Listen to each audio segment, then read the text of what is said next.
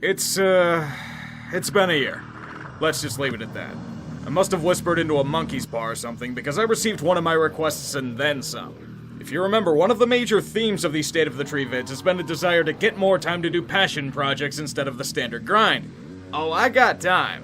I got all the extra time I could have ever wanted. Just came at an incredible cost. To think I had just come back from a trip to Florida for spring training when shit hit the fan.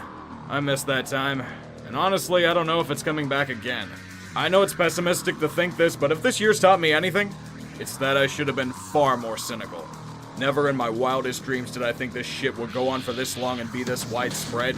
Since March, everything's been fucked. We all know what it is. And you probably don't want to hear about how this year's been so trying and unprecedented like every other yearly recap is going on about. I'm more worried about the people in the restaurant industry at this point. I waited tables for years. If I were still in that industry now, I'd be fucked. And I honestly didn't know if I was gonna make it through with the internet stuff either. Let me put it to you this way. SeatGeek was the biggest sponsor on this channel. Their source of revenue is ticket resales for live events. You can put two and two together. The fortunate thing is I could at least still do things and work, which is honestly a luxury at this point in time. You think that working from home in general wouldn't affect me, but it did. My mom was afraid of leaving her house. She asked me to move back in with her for a few months. If you notice the different vocal quality and settings in those March and April videos, that's why. And considering that a lot I do is based on sports that weren't happening, it was tough to focus on anything for that time. Especially as, everything was going to shit. Now, it wasn't all bad. The stoppage allowed me to churn out a lot of hits that I had on the bucket list. Stuff I probably wouldn't have been able to do otherwise. Michael Jordan's legacy as an executive, Schottenheimer, Keenan, Vandeveld, The Wheel of Discipline, The Half Century of Failure. Even the Houston vid was on that list. So in that regard, the year was successful. A small victory in a year that tried to break me. And it honestly kind of worked. Which leads me to you, the people who are listening to this right now. From the bottom of my heart, thank you.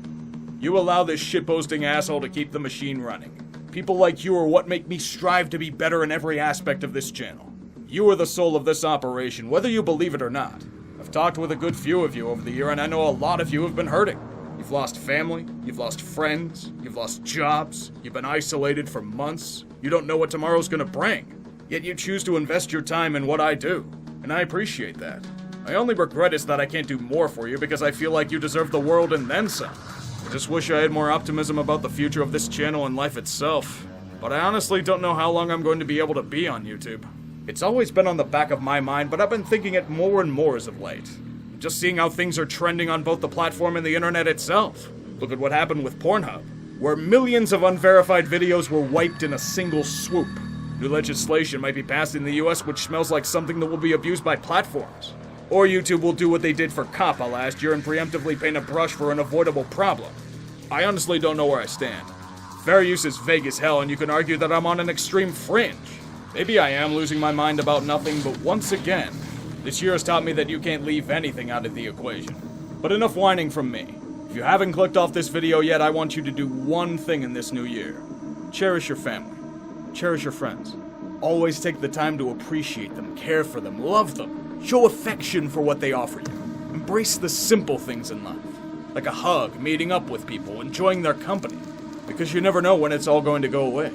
This time last year I couldn't have fathomed any of this. And honestly, I don't know if it's ever going to go back to how it was again. If I knew what I know now, I would have marinated in spring training a hell of a lot more. It felt like the last gasp of an ancient time. I can only hope that I end up laughing at this a year from now. Otherwise, every day above water is a good day. And I will shitpost to the very end. You have my word on that. Take care, and may your year be filled with the fruits of glory. Yes, I'll get back to work now.